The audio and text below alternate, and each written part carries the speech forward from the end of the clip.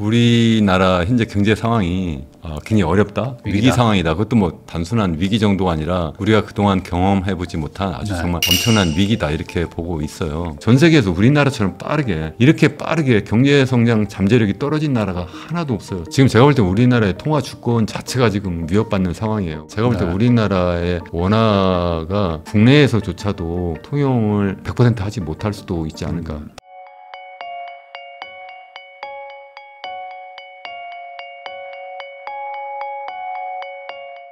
안녕하세요. 부익남TV의 부익남입니다. 최근에 트럼프 관세부터 해가지고 또 경제에 또 먹구름이 생기는 것 같기도 하고요. 또 한편에서는 또 주가도 올라가고 부동산도 올라가고 또 자산시장의 변화도 많습니다. 그래서 모셨습니다. 강원대 이현훈 교수님 모시고 최근 한국을 둘러싼 여러 가지 경제 상황에 대한 다양한 이야기 한번 나눠보도록 하겠습니다. 교수님 안녕하세요. 네, 안녕하세요.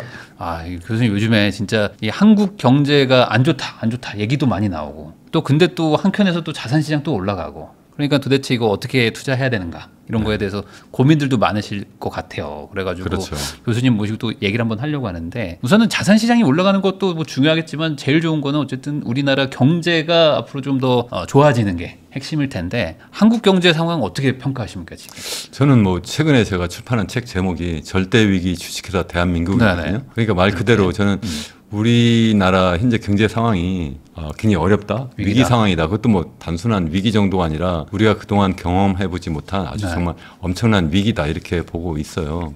그 이유가 저는 경제를 볼 때 저는 단기적으로 볼 수도 있고 장기적으로도 볼 수 있다고 생각하는데 단기적으로도 지금 굉장히 어렵다고 다 아시잖아요. 당장에 뭐 소상공인 자영업자들 힘들다고 하시고 또 그래서 많은 분들께서 뭐 그것 때문에 최근에 정부에서 뭐 여러 가지 부채 탕감도 해주시고 뭐 여러 가지 지원 대책도 하는데 그건 아주 단기적으로 비즈니스 사이클 우리 경기 변동상에서 올라갔다 내려갔다 할 때 그런 경우에는 뭐 정부가 도와주고 보조금 주고 뭐 이렇게 하면 다시 살아날 수도 있는데 그러한 문제가 아니라 장기적으로 볼 때 우리나라가 그야말로 쇠락의 길로 빠른 속도로 가고 있다. 저는 그게 정말 큰 위기다 이렇게 보거든요. 그게 무슨 말씀이냐면 우리 경제를 볼 때 매년 발표하는 뭐 분기별로 발표하는 경제 성장률, GDP 성장률이라는 게 있고 그거 말고 장기적인 추세가 있잖아요. 그 장기적인 추세 볼 때 그것을 우리가 잠재 GDP 성장률이라고 해요. 사실은 더 정확하게 정의를 하면 한 나라가 갖고 있는 자원을 가지고 인플레를 야기시키지 않으면서 최대한 생산해낼 수 있는 산출물의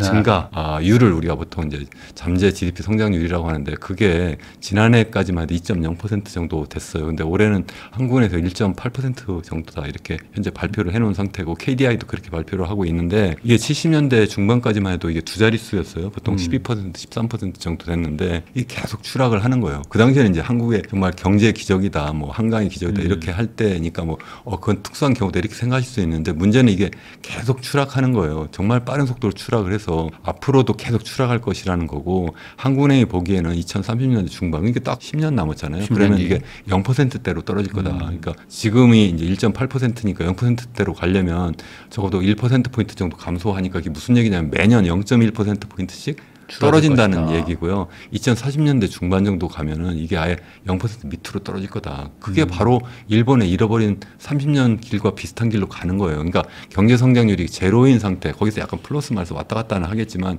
제로인 상태인데 우리나라는 지금 상황으로 가면 일본보다 더 나쁘게 제로에서도 더 떨어질 수도 있지 않을까. 그게 어떻게 가능하냐. 왜 가능하지 않아요? 충분히 가능해요. 우리나라가 이렇게 된 상황을 생각해 보면 첫 번째 이유가 우리나라 너무 빠른 속도로 인구가 고령화돼서 그렇거든요. 그러니까 인구가 단순하게 줄어드는 게 문제가 아니라 전체 인구 구성 중에 젊은 인구보다는 나이 드신 인구가 자꾸 더 빠른 속도로 늘어나는 거예요. 그러니까 젊은 인구들은 생산하고 그렇게 해가지고 나이 드신 분들 부양을 해야 되는데 생산하는 것도 적고 더구나 부양하는 부담은 점점 더 커지고 그러니까 경제 성장률이 떨어질 수밖에 없다는 거고 그래도 그러한 가운데 어떻게든 우리나라 사람들이 우리 기업들이 우리 정부가 미래 먹거리 쪽으로 올인해서 뭘 해내면 뭐 새로 미래 먹거리 기술도 만들고 설비 투자도 하고 이렇게 하면 어느 정도 보완이 될 수도 있잖아요. 근데 우리 투자라고 하는 게 생각해 보시면 대부분 어디로 가냐면 부동산 쪽으로 가는 거예요. 건설 쪽으로 가는 거예요. 그러니까 우리나라 전체 GDP 중에 한 15%가 부동산, 건설 투자예요. 이거는 OECD 국가 중에 단연코 1등이에요. 미국 같은 경우는 10%도 안 돼요. 그러니까 무슨 얘기예요? 미국은 계속 잘 나갈 수밖에 없는 게 우리나라보다 이러한 설비 투자, 미래 먹거리 그러니까 엔비디아도 나오고 아니면 테슬라도 나오고 계속 그러한 테크 기업들이 나와서 정말 AI도 나오고 그렇게 하면서 세상을 바꾸고 있는데 우리나라는 그게 아니라 계속 아파트를 계속 지면서 세상을 바꾸는 게 아니라 계속 하늘의 스카이라인만 바꾸는 거죠. 이게 과연 우리나라의 미래 먹거리를 만들고 우리나라 수출을 하느냐는 거죠. 그게 아니니까 제 얘기는 그리고 이런 상태 계속되면 인구 고령은 계속 빠른 속도 늘어나고 그리고 또 계속 미래 먹거리보다는 계속 시멘트를 부어가지고 경제 성장을 그때그때 해나가는 방식으로 하니까 굉장히 어렵다. 그 말씀을 제가 계속 드리는 거예요. 하나 더 플러스 하면 우리나라 교육 시스템 자체가 그동안 해왔던 방식, 산업사회 때 통했던 그런 줄 세우기 방식 계속 지속적으로 반복 암기해가지고 그래가지고 사지선다양해서 그냥 하나 정답 찾아가지고 그래 줄 세워가지고 그래서 서울대부터 시작해가지고 일렬 종대로 세워가지고 너는 여기 가고 저는 저기 가고 이런 식으로 하는 시스템을 아직도 계속하는 정도뿐만 아니라 더 그게 강화되고 있어요. 그러다 보니까 그게 다 사실은 우리나라의 사교육비를 높이고 그것 때문에 출산율이 낮아지고 그것 때문에 또 우리나라의 인구 고령이 빨라지고 그러니까 또 GDP 성장률이 계속 추락하는 수밖에 없다 이렇게 계속 말씀을 드리는 건데 제가 말씀이 좀 장하게 길어졌는데 그래도 이 짧은 시간에 제가 요약을 잘했다고 생각을 해요. 우리나라의 단기적으로 올해 우리나라의 경제 성장률 올해 뭐 한국은행이 뭐 0.8% 한다더라. 그러니까 큰일 났네. 그것도 굉장히 중요하죠. 당연히 잠재 GDP 성장률이 1.8%인데 그거 반도 못한다 이러니까 얼마나 큰 문제예요. 그러니까 단기적인 경기 변동상에서도 굉장히 어렵지만 그거 가지고 되지 않는다는 거예요. 그 말씀을 제가 꼭 드리고 싶고 지금 상황이 위기가 아니라고 하는 분들이 아직도 계세요. 그건 뭐 선진국은 다 그렇다. 왜 선진국이 다 그래요? 일본이 그랬고 유럽이 그렇죠. 왜 싱가포르는 안 그렇고 왜 미국은 안 그래요? 미국은 예를 들어서 70년대 중반부터 우리나라 두 자리 성장할 때 거의 계속 2.5% 정도 했어요. 그게 지금도 2.5%예요. 잠재 GDP 성장률이.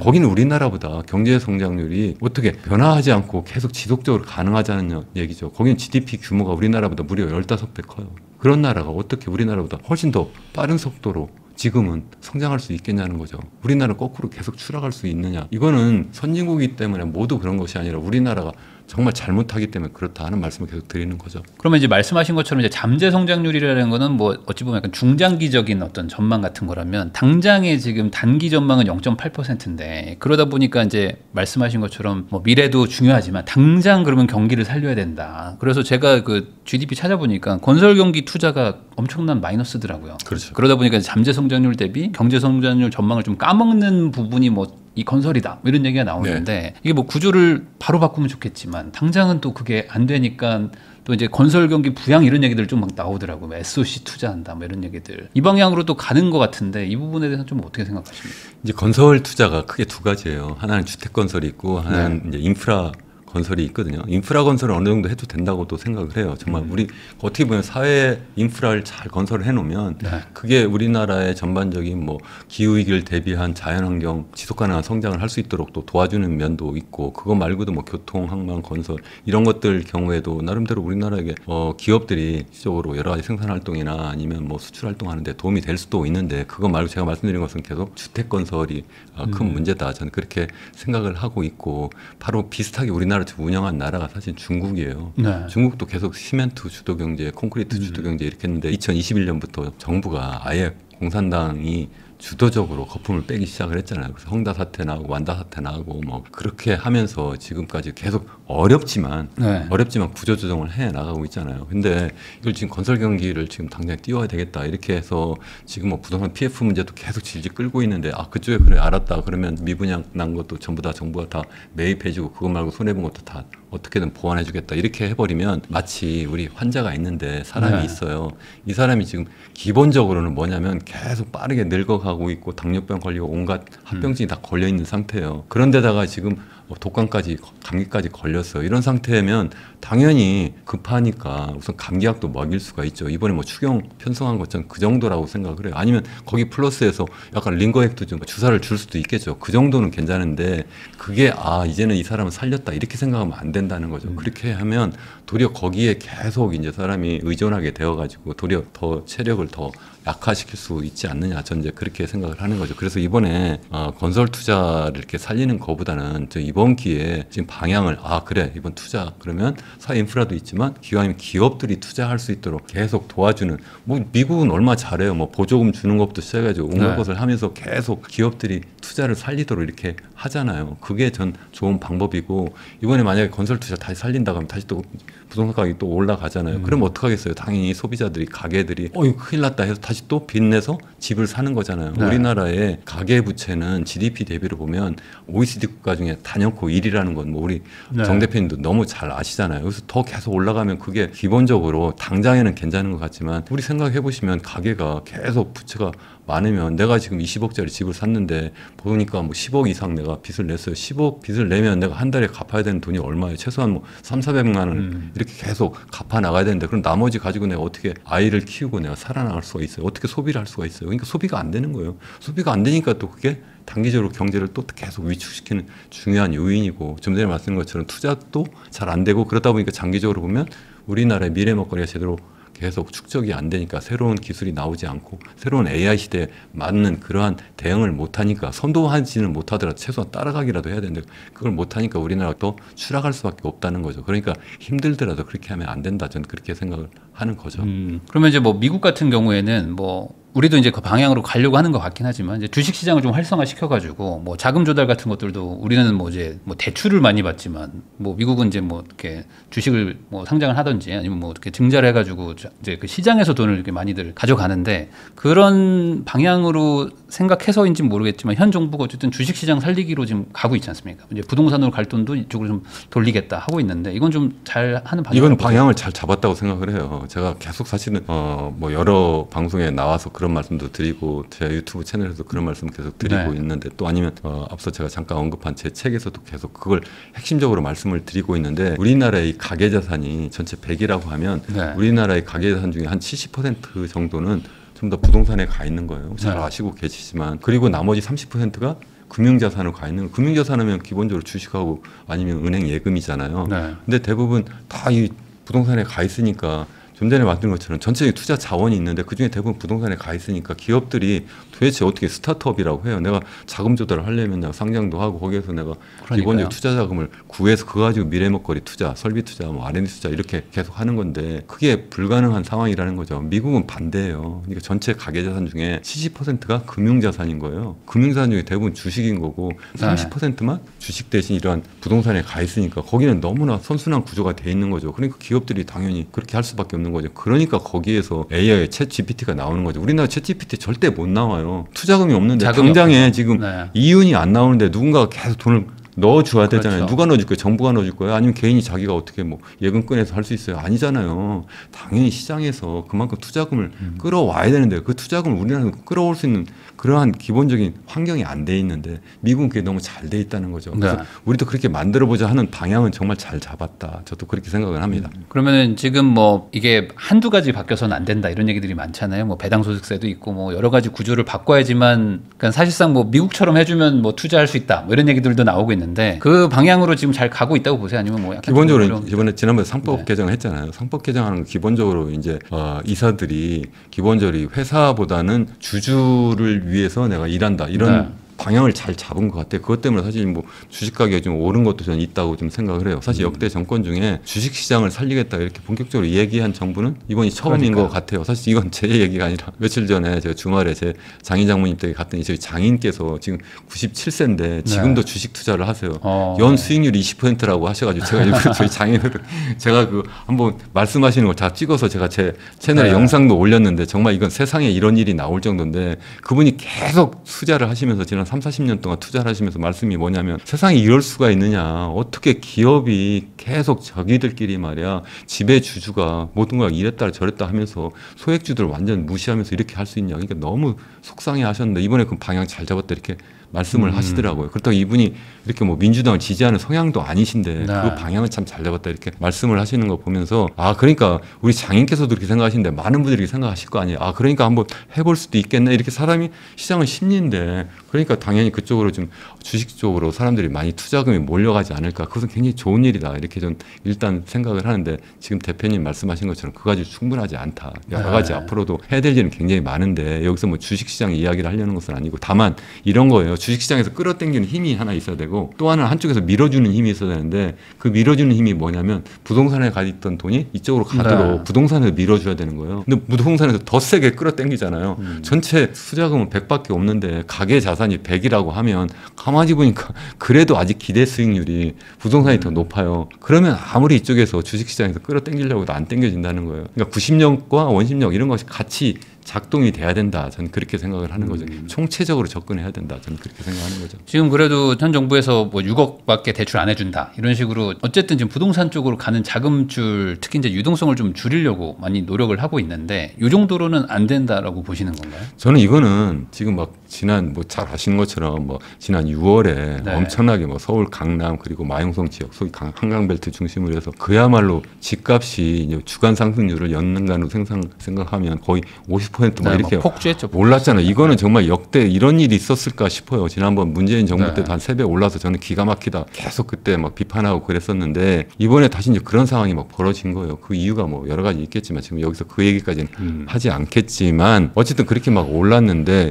이번에 이것을 어떻게든 꺼야 되겠다는 게 우선 급하잖아요. 이게 불이 났으니까 일단 불을 끄는 것이 지난번 6.27 대책이 아닌가. 소방수가 가서 소방차가 가서 급하게 이제 불을 끄는 정도. 근데 불이 또 완전히 꺼지지도 않았어요. 근데 사실은 시장이라고 하는 거 불이 완전히 꺼져 있으면 좋은 건가요? 아니죠. 적당히 활기가 살아 있어야 되는데 그게 아니라 뭐 과열이 되는 것이 좀 문제인데 지금 어떻게 됐냐면 전체 거래량이 거의 뭐 한 70% 정도 이렇게 감소했다 이렇게 이야기하잖아요. 그런데 사실 또 가격은 보면 완전히 또 예전 상태로 가지도 않았어요. 그러니까 이번 이미 많이 올랐는데 뭐 일부 올라가서 뭐 30%, 40% 올랐다. 지난해 연말 기준으로 최고가를 이렇게 보면 이렇게 방송에도 나오고 뭐 언론 여기저기서 보도가 되는데 실제 뭐 전체적인 평균은 그만큼 오르지 않았겠지만 어쨌든 최고가를 보면 그렇게 많이 올랐다고 하는데 적어도 6월 하면 이미 이재명 정부가 출범한 다음이잖아요. 그 다음에도 집값이 많이 올랐어요. 그럼 최소한 그거 정도는 원상복귀를 딱 시켜주면 좋은데 그것도 아니에요. 그냥 지금도 계속 아직도 상승률 자체가 약간 둔화되었다 이런 거지. 그것도 계속 오르고 있으니까 아직 상승세죠. 아직 제대로 잡지도 못한 건데 문제는 그것도 있지만 이거는 그야말로 응급조치다. 그 응급조치라는 거 뭐냐면 지금 불이 났는데 불을 지금 끄려고 해. 그냥 물을 확 갖다 분 거예요. 그러니까 사람들이 다 깜짝 놀라서 일단 멈칫하고 있는 건데 이거는 단기적으로 잠깐 응급 처방은 좋지만 장기적으로 계속 갈 수가 없다는 거. 시장은 당연히 이게 거래가 이루어져야 되는데 거래량을 자체를 그냥 확 줄여버렸으니까 그래가지고 지금 뭐 집값이 거의 오르지 않네. 그러니까 앞으로 5년 동안 계속 이렇게 갈 거야. 이렇게 할 수가 있나요? 이건 불가능한 거죠. 우리나라처럼 부동산 시장에 정부가 이렇게 감나라 배나라 하는 데가 있나요? 한 곳이라도 있으면 말씀해 줘 보세요. 과연 있나요? 정말 어떻게 시장 경제라고 하면서 정부가 어떻게 이렇게 쥐락펴락하면서 부동산 시장을 그냥 들었다 놨다 하냐는 거예요. 말로는 계속 그러죠. 뭐 부동산 시장을 안정화하겠다. 말로만 안정화했지 언제 안정화했어요. 계속 가격을 조금씩 띄우려고 하다 보니까 조금씩 띄우는 게 아니라 갑자기 또 스파이크가 일어나서 갑자기 더 많이 올라가고 이렇게 계속 악순환이 반복되는 거 아닌가요? 제가 여쭤보고 싶어요. 전문가시니까. 그렇지 않은가요, 솔직히? 그렇죠. 이게 왜냐하면 워낙 가계부채도 많이 연관이 돼 있다 보니까 이 시장이 또 무너지게 또 놔둘 수도 없고 막 이러니까 이제 조금씩 이제 상승세를 최소화를 하면서 가겠다. 이런 전략을 쓰는 것 같은데 시장을 어떻게 정부가 그렇게 한 번씩 삐끗하면 이제 막 폭주하는 거죠. 그게 나 불가능하다고 생각. 그러니까 일단 삐끗해서 그런 것도 있고 또 하나 요즘에서 자꾸 생각하는 게 그 속에 집값을 의도적으로 띄우려고 하는 세력이 있구나. 전 그런 생각까지도 좀 들어요. 여러 가지 뭐 언론부터 시작해서 실제 그런 부동산 관련한 분들은 좀 집값이 오르면 좋겠다 생각하는 분들이 솔직히 있기는 있잖아요.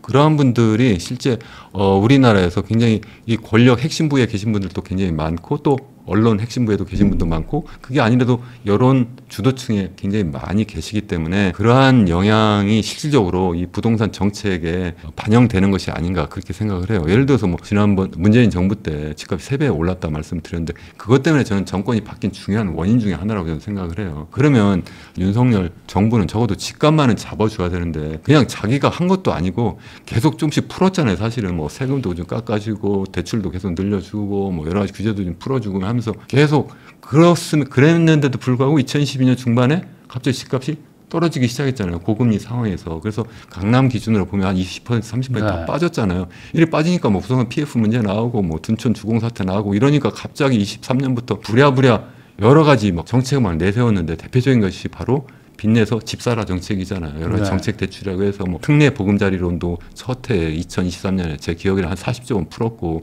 그 다음에는 뭐 그것에 대해서 비판이 많으니까 그러면 우리나라 고령화가 너무 빠르니까 출산율이 높아보겠다는 그런 미명하에 뭐 특례 보금자리론 다음에 뭐 신생아 특례 대출도 또 나왔고 이러면서 계속 여러 가지로 뭐 집 살 때뿐만 아니라 아니면 뭐 전세 대출까지 포함해가지고 계속 그런 시장 금리가 싸게 계속 돈을 빌려주는 거예요. 그러니까 사람들이 집 사야 되나 보다 이렇게 다들 그 시그널을 읽고 거기에 참여하니까 그러니까 결국은 다시 집값이 올라가고 또 플러스 가계 부채는 계속 증가할 수밖에 없는 이런 악순환의 고리에서 벗어나지 못하는 상황이 된 거고 그러다 보니까 그게 앞서 말씀드린 것처럼 우리나라의 경제성장 잠재력을 계속 갉아먹는 아주 중요한 이유라는 거죠. 전 세계에서 우리나라처럼 빠르게 이렇게 빠르게 경제성장 잠재력이 떨어진 나라가 하나도 없어요. 최근에 한국에서 발표한 자료예요. 그러니까 좀 전에 말씀드린 것처럼 선진국인 일반적으로 다 조금씩 추락하긴 하는데 다만 예외적으로 뭐 싱가포르나 아니면 미국 같은 경우는 아예 그것도 없는데 그래도 유럽이나 아니면 일본 같은 경우에 추락을 좀 했잖아요.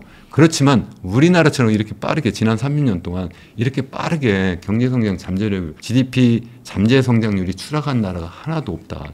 제일 빠르다. 그 중요한 이유가 너무나 빠르게 합계 출산율이 낮아지고 있고 또 뿐만 아니라 우리나라 미래 먹거리 투자를 하지 않고 너무 부동산 쪽으로 계속 우리가 올인하고 있기 때문에 그렇다. 이건 제 주장이 아니라 한국은행에서 나온 자료예요. 그것을 제가 볼 때는 한국은행은 그래도 뭐 지난번 정부 때부터 해서 계속 그렇게 주장은 했어요. 우리 총재부터 시작해가지고 아니 여러 보고서에서도 가계부채 위험합니다. 그것 때문에 우리 금리를 빨리 낮출 수 없으니까 어떻게든 이거 관리 좀 해달라 계속 이야기를 하는데 제가 한국은행 편도 들고 싶지 않아요. 사실은 금리도 제가 볼 땐 좀 더 빠르게 더 높인 상태에서 좀 운영했으면 좋겠고 또 F4라고도 있었잖아요. 네. 자기도 거기 가가지고 같이 그런 여러 가지 우리나라의 금융시장 안정화를 위한 그러한 논의를 했으면 거기서 강력하게 주장해서 적어도 그러한 금융위가 주로 주도를 했는데 그렇게 정책 대출이 막 나가지 않도록 그렇게 좀 나갔으면 좋지 않았을까 좀 그런 아쉬움이 있습니다. 그럼 이제 교수님 말씀대로라면 이대로면 이제 답이 없다라고 이제 얘기를 해주셨기 때문에 그럼 뭐 가장 시급하게 바꿔야 될 게 뭔지 왜냐면 또 이게 좀 얘기가 딱 명확하게 좀 이해가 안 되는 부분들도 분명히 있을 거기 때문에 우선 주식시장을 살리자. 그럼 미국처럼 이제 7대3 구조를 이제 금융자산 7, 뭐 부동산 3 이렇게 바꾸자가 어찌 보면 약간 가장 단순하게 이해할 수 있는 방향일까요? 그게 이제 기본적인 방향인데 뭐 7대3까지는 아니어도 적어도 5대5 정도만 만들면 좋겠다 이렇게 좀 생각을 제가 이렇게 극단적인 사람이 아니거든요. 네네. 그것을 적어도 좀 5대5 정도라도 만들어주면 그러면 제 생각에는 부동산 시장은 좀 전반적으로 좀 안정화되고 사람들이 지금 당장 집 사지 않아도 되는구나 젊은이들이 전부 패닉바잉 하지 않아도 되는구나 이렇게 생각을 하면 그러면 결혼하고 아이도 낳을 수도 있고 그런 환경이 되잖아요.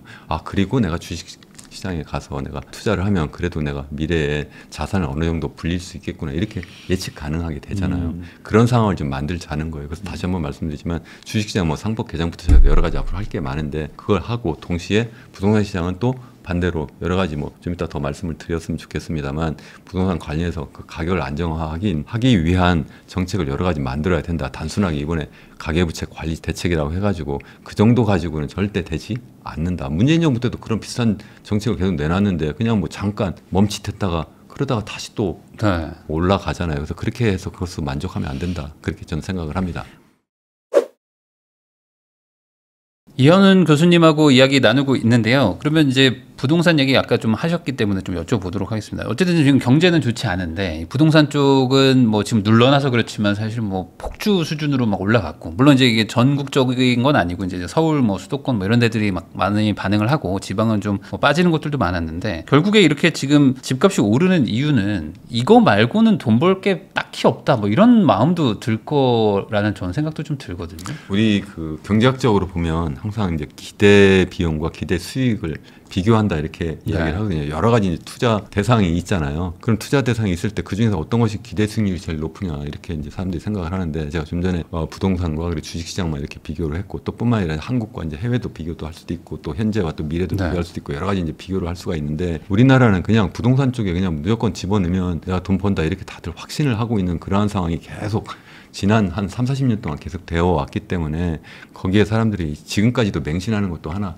있기는 해요. 그래서 또 있는데 최근에 와가지고 그것이 이제 더 이상 계속될 수가 없는 상황이 돼버렸었잖아요. 2022년 제가 여름 말씀을 드렸는데 그때 집값이 하락하기 시작했는데 다시 또 아니야. 그래 다시 또 올라갈 수 있어. 우리가 책임질게. 정부가 책임져서 다시 올려줄게.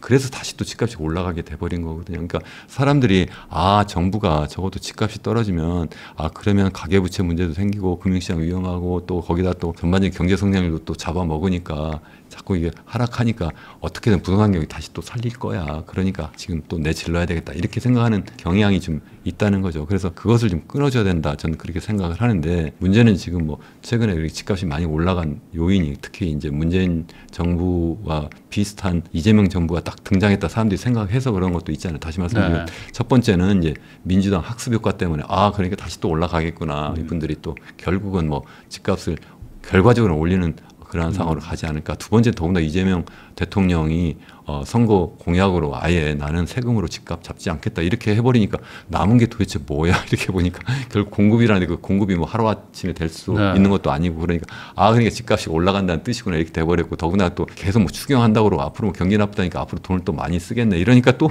그렇고 한국은행까지도 또 이제 기준금리 또 낮추고 앞으로 더 낮출 것 같으니까 그러니까 다시 또 유동성이 또 엄청 풀리겠네 이렇게 된 상태잖아요. 그래서 실제 오른 거예요. 괜히 오른 게 아니라 그 네 가지 요인 때문에 올랐는데 그것을 잡는 것은 그것을 기본적으로 근본적으로 바꿔줘야 되는데 우선 급하게 불만 껐다 이렇게 말씀을 드렸어요. 그래서 그럼 어떻게 해야 되느냐. 근본적인 원인은 뭐냐면 우리나라 생각해보면 근본적으로 우리나라 집값은 하락할 수밖에 없다. 전반적으로 옛날처럼 집값이 올라가지는 못한다. 적어도 그렇게 생각을 하는 중요한 이유가 시장 논리로 보면 그렇다는 거예요. 시장 논리로. 생각해보면 우리가 집을 수요한다는 게 결국 뭐예요. 우리가 들어갈 살집이 필요해서 그렇잖아요. 그래서 사람이 사는 거니까 사람 숫자가 늘어나고 그것도 젊은 인구가 많이 늘어나면 그러면 당연히 집값이 올라갈 수밖에 없죠. 특히 서울이나 대도시가 그렇게 집값이 한때 많이 올라갔던 이유는 우리나라 인구가 옛날에 2,500에서 5,100만까지도 올라가고 거기에다가 막 지방 아니면 시골에서 살던 분들이 다 서울 그것도 대도시 다 옮겨가니까 그러니까 그렇고 그것도 막 젊은 인구가 막 늘어나니까 당연히 주택 수요가 많이 늘어났고 그리고 또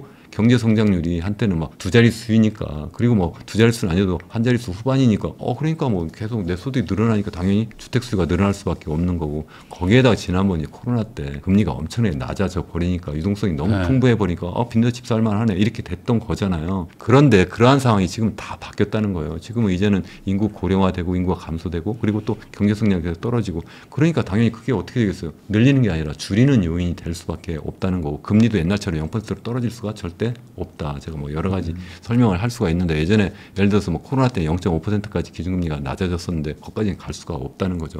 뭐 미국 요인도 있고 여러 가지 이제 그 요인이 있는데 그러면 남은 게 결국 뭐냐는 거예요. 그게 이제 정말 수요뿐만 공급 쪽에서 마찬가지예요. 결국 너무 늙어가고 전체적인 인구가 줄어들고 또 경제 성장률이 계속 떨어지면 자기 소득이 증가하지 않으면 당연히 집 갖고 있는 분들도 당연히 부담이 돼가지고 시장에 내놓을 거예요. 그러니까 무슨 말씀이냐면 이러한 그 시장 경제의 논리를 보면 수요는 수요대로 둔화될 수밖에 없고 공급은 두 가지가 있는데 새 집 공급하는 게 있고 헌집이 시장에 매물로 나오는 게 있는데 그것도 늘어날 수밖에 없다. 그러한 상황이 2022년 후반에 있었던 거다. 내가 이렇게 말씀을 드리는 거고 그런데 그것을 정부가 억지로 끌어올린 거잖아요. 이거 그러니까 경기가 굉장히 위험하다. 부산 PF 문제 터진다. 거기다가 뭐 둔촌 두공 사태 나고 그러니까 갑자기 미분양 사태 나니까 사람들이 거기에 엄청난 불만이 있다. 근데 그것도 제가 기가 막힌 거죠. 지방에는 그런 미분양이 나타나도 정부에서 눈 하나 깜짝 안 해요. 지금 계속 나타나잖아요. 네. 근데 서울 그것도 강남에 그런 일 나니까 막 부랴부랴 막 그러는 거예요. 그것도 정말 저는 기가 막히다고 생각하는데 아무튼 그래서 끌어올렸으니까 결국 그런 것이 없으면 쉽게 말씀드리면 그동안 계속 2022년 하반기 집값 떨어졌다가 2023년, 24년 그리고 최근까지 계속 집값이 올랐는데 제가 대표님께 여쭤보고 싶어요. 아니면 우리 시청자분들께도 여쭤보고 싶어요. 정부가 만약에 그러한 정책을 하지 않았다면 집값을 계속 끌어올리는 정책 대표적인 것이 이제 빚내서 집 사라 정책인데 만약 그것을 안 했다면 매년 첫 해에 뭐 40조 풀고 지난해에도 뭐 한 70조 풀고 올해도 지금도 계속 풀고 있는데 그걸 안 했다면 그럼 집값이 올랐을까요? 당연히 유동성을 공급 안 하면은 안 올라가죠. 그러니까 그걸 누가 한 거예요. 그러니까 시장 논리로 보면 집값이 올라갈 수 없는데 정부가 억지로 끌어올렸다니까요. 제 얘기는. 그러니까 생각해보세요. 부동산 시장에 그것도 50조, 60조 계속 들어가면 그럼 집값이 어떻게 안 올라가요? 당연히 올라가죠. 그러니까 그것을 하지 말아야 된다. 그래서 정책 대출을 제가 하지 말아라. 제가 계속 말씀을 드리는 거예요. 그래도 신생아 특례 대출 이건 해야 되지. 이런 말씀을 하는 분들 계세요. 신생아 특례 대출을 애기 나라고 빚내서 집 사라고 하면 그게 애기 더 나집니까? 아니죠. 그게 아니라 예를 들어 싱가포르 같은 게 어떻게 하냐. 보조금을 줘요. 보조금을 그냥. 선진국 대부분 보조금을 줘요. 뭐 월세에 대한 게 뭐 아니라 임대료나 이런 것들. 아니 아기를 낳으면 아예 생활비를 얼마 줘요. 준다. 돈을 아예 미국 아니면 독일 같은 경우 예를 들어서 뭐 250마르크씩 줘요. 우리나라 또 거의 40만 원을 그냥 애가 성인 될 때까지 계속 줘요. 대학 가면 또 더 연장해서 줘요. 학비도 무료고 직업학교 가도 계속 줘요. 그걸 하는 게 맞는 거지. 아 너 그래 너 아기 낳았어? 그러면 내가 빚 더 줄게. 그거 가지고 계속 집 더 큰 거 사. 그러면 집값 더 올라가고 이 사람은 계속 갚아야 되고 어떻게 아이를 더 낳을 수가 있어요. 그리고 또 더 젊은 사람들은 앞으로 다시 또 이제 자기가 결혼할 나이가 돼서 결국 또 다 들어갈 집이 있어야 되는데 그 집값 더 올라가 버렸어요. 그럼 또 어떡할 거예요? 또 정부가 또 빚내서 더 집 사게 할 거냐는 거죠. 그렇게 하면 안 된다는 말씀을 제가 드리는 거고 그거 말고 더 근본적인 거는 저는 우리나라의 부동산 세제가 문제가 있다고 생각을 해요.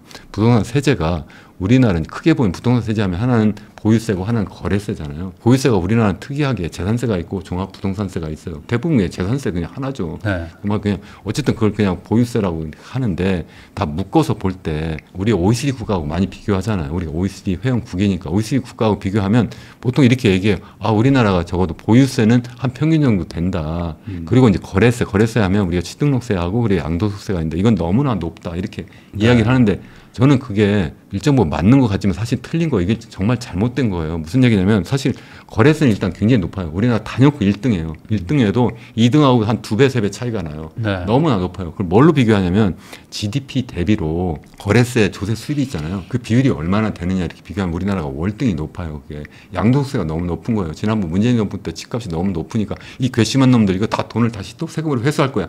회수가 어떻게 돼요? 그걸 시장에 내놔야 회수가 되지. 안 팔아버렸죠. 안 팔아버리죠. 그래서 저는 그게 아니라 양도소득세를 낮춰줘야 된다는 거예요. 얼만큼 낮추냐. OECD 평균만 하자. 우리 OECD 그렇게 계속 벤치마킹 한다고 하잖아요. 그거 좀 제발 좀 낮춰주자. 그럼 어떻게 해야 되냐. 그럼 조세 수입이 줄어드는데 그 대신 보유세를 좀 높여주자. 아, 보유세는 평균이라면 아니에요. 그것도 비교를 하는 것이 GDP 대비로 이제 재산세 수입, 보유세 수입이 얼마나 되느냐 이렇게 하면 평균처럼 보여요. 그리고 또 하나 비교하는 방법이 뭐냐면 전체 정부의 조세 수입이 있을 거 아닙니까? 여러 가지 네. 세금을 거두는데 거기에서 이런 재산세 수입이 얼마나 되느냐 또 비율을 따지면 그것도 한 평균 정도 돼요. 어떤 보고서는 보니까 약간 더 높다는 거예요. 이렇게 얘기하니까 사람들이 우리나라 보유세 많이 내네 이렇게 생각을 하는 거예요. 아니죠. 왜 그렇겠어요? 우리나라는 집값이 소득 대비 너무 높아서 그래요. 그러니까 집값 대비로 비교를 해야 되죠. 집값 대비로. 집값 대비 세금을 얼마나 내느냐. 집값 대비 거래세를 얼마나 내느냐. 집값 대비 재산세, 보유세를 얼마나 내느냐. 이렇게 비교를 해야 되죠. 그렇게 하면 단연코 우리나라가 OECD 국가 중에 평균에서 한 절반 정도 되고요. 미국하고 비교하면 10분의 1이에요. 예를 들어서 강남에 40억짜리 아파트. 이렇게 하면 미국 같으면 한 300만 달러짜리 그러한 콘도인데 비교하면 거기는 우리나라 돈으로 보면 한 1억 5천 내는데 우리 한국은 얼마 냅니까? 한 1,500만 원 내는 거 아니에요? 솔직히 그렇잖아요. 우리가 그렇다고 미국처럼 하자는 것까지도 아니에요. 저는 적어도 OECD 국가 평균 정도는 자연스럽게 높여주면 된다. 이렇게 말씀을 드리고 그것도 1가구 1주택은 또 예외를 딱 해버리니까 어떻게 됩니까? 서울에 있는 아파트 20억짜리하고 지방에 있는 뭐 5억짜리 4개 갖고 있는 거하고 딱 비교해보니까 거기는 종합부동산세까지 다 내고 네. 나중에 양도소득세까지 거긴 또 엄청 때려 맞아요. 그러니까 어떡하겠어요. 당연히 우리나라 얼마나 똘똘합니까? 그러니까 모든 이 똘똘한 국민이 다 똘똘한 한 채 찾아서 다 서울로 강남으로 오는 거 아니에요? 이건 정답이 딱 나와 있는데 그래서 그렇게 하면 안 된다. 제가 계속 말씀드리는 것이 기본 원칙은 제가 다시 한번 말씀드리지만 거래세는 절반으로 낮추고 보유세는 절반 2배로 높이면 딱 된다. 다만 이걸 점진적으로 하면 좋은데 점진적으로 하되 다만 기존 주택은 점진적으로 해야 되겠죠. 아무래도 조세 저항이 있으니까 그 대신 새로 거래되는 거 있잖아요. 네. 새로 이제 막 시장에 나와서 이제 매물이 나와서 거래되는 건 이거는 당장에 2배로 높여도 돼요. 그게 뭐가 어려워요. 그거는 새로 사는 사람들이니까 그렇게 하되 미국처럼 아예 지금 한번 딱 그 일단 내 거래 시점에 재산세가 딱 정해되면 그 기준으로 하면 돼. 그게 미국이 그렇게 해요. 얼마나 좋아요. 우리나라는 지금 내년에 내가 세금 얼마 낼지도 몰라요. 아니 다음 달에 얼마 낼지도 몰라. 이게 왜 그렇게 됐어요? 다 이게 정치인 정부가 그냥 쥐락 펴러 간다니까 이거 아니라니까요. 제가 지금 목소리 억지로 지금 낮춰서 말씀드리는 거예요. 정말 기가 막혀. 이것만 좀 하면 제가 볼 때는 집값 정말 잡아요. 정말 죄송하지만 제가 지난번 문재인 정부 때부터 정말 나한테 맡겨놓는 잡는다. 이거 왜 못 잡냐? 이건 너무 뻔한데 답이. 예? 못 잡는 거예요? 안 잡는 거예요? 내가 볼 때는 이거 그냥 안 잡는 거다. 제가 이건 그냥 잡을 수 있는데 경제학자들도 그래요. 죄송하지만 제 친구들 다 강남 살고 다 그래요. 내 주위 다 그렇지 않겠어요? 그럼 형은 왜 이거 그런 얘기 하냐? 아니 내가 집값 오르니까 좋은데 뭐 이런 분 농담 반 진담이에요. 대부분 그래요. 그렇지 않아요? 우리 그렇죠. 정 대표님도 혹시 제가 이런 얘기해서 불편하시죠? 아닙니다. 저는 이거에 대해서 되게 공감을 하는 게 저는 그게 맞는 길이라고 보거든요. 왜냐면은 이렇게 거래세가 높고 보유세가 낮으니까 그냥 소위 말하는 강남에 누가 먼저 알박기를 하냐 이 싸움을 지금 모두가 하고 있는 거거든요. 근데 이게 이제 시간이 지나니까 이제는 지방에 계신 분들도 강남에 집 사놔야 된다. 안 그러면 이거 격차가 더 벌어진다. 근데 이 격차가 벌어지는 건 결국에 국민들이 그렇게 판단한다는 거 아닙니까? 이게 더 좋다라고 결론을 내린 거잖아요. 그걸 결국은 이 시스템이 만든 거예요. 기존에는 세금 구조가 있는 세금 거죠. 구조하고 네. 정부의 정책이 그걸 만든 거니까 그걸 바꾸자 저는 그렇게 말씀을 드리는 거죠. 그래서 이제 거래세는 낮추고 보유세는 높이자는 저는 아주 공감하는데 정말 반갑습니다. 문제는 거래세는 그대로 두고 보유세를 높이려고 하는 방향으로 가는 경우가 많다. 이게 저는 문제라고 보거든요. 그러면 안 되잖아요. 그렇게 하면 안 되죠. 그럼 이제 안 팔잖아요. 그러면 제가 아까 말씀드렸잖아요. 공급이라는 게 두 가지가 있다. 새로 아파트를 지어서 분양하고 네. 그리고 또 입주하도록 이렇게 만들어주는 게 공급이에요. 그 공급보다도 실제 더 많은 게 기본적으로 이제 사람들이 살다가 그걸 두 채, 세 채 갖고 있는 경우도 있고, 내가 이사 가는 경우도 있고, 네. 나이가 들어가지고 내가 교회로 나가는 경우도 있고, 아니면 돌아가시는 경우에도 이제 매물로 이렇게 나오잖아요. 그게 진짜 공급인 거예요. 생각해보면 한때 우리 뭐 집값이 올해 초에 집값이 서울에 막 이렇게 막 들불처럼 막 이렇게 타오르기 전에는 그냥 서울만 해도 한 9만 채 이상 역대급으로 제일 많았잖아요. 매물이. 그게 무슨 얘기예요? 그만큼 사람들이 시장이 내가 인구 고령화되고 경제 성장률도 낮아지고 금리도 높고 그러니까 물건을 내놨었거든요. 그런데 다시 그 방향을 확 바꿔놓은 게 결국은 정치고 그리고 정책이었다. 저는 그렇게 생각을 하니까 결국 그렇게 하지 않도록 좀 하는데 그렇게 하기 위해서는 이 세제를 좀 바꿔주면 될 수 있다. 저는 계속 그런 말씀을 드리는 거죠. 근데 여기서 이제 좀 하나 걱정되는 부분은 예를 들어 지금 양도세를 낮춘다라고 하면 벌써 이제 뭐 부자 감사라든지 뭐 아니면 강남에 뭐 집 가지고 계신 분들 입장에서 뭐 몇십억이 올랐는데 세금을 뭐 안 걷는다 하면은 벌써 막 반발하는 분들도 있을 거 아닙니까? 그럼 이제 교수님의 어떤 해결책은 이제 과거 거는 그대로 두고 만약에 뭐 1월 1일부로 이제 거래하는 거는 이제 이런 식으로 간다든지 뭐 이렇게 이중으로 좀 이렇게 구조를 짜자 이 얘기를 해주시는 거죠. 아니 그러니까 저는 양도소득세 그동안 어쨌든 그분이 투자를 한 거잖아요. 네. 그 벌은 거에 대해서 왜 그것이 지금 어쨌든 우리 자본주의 시장 경제에서 그분이 뭐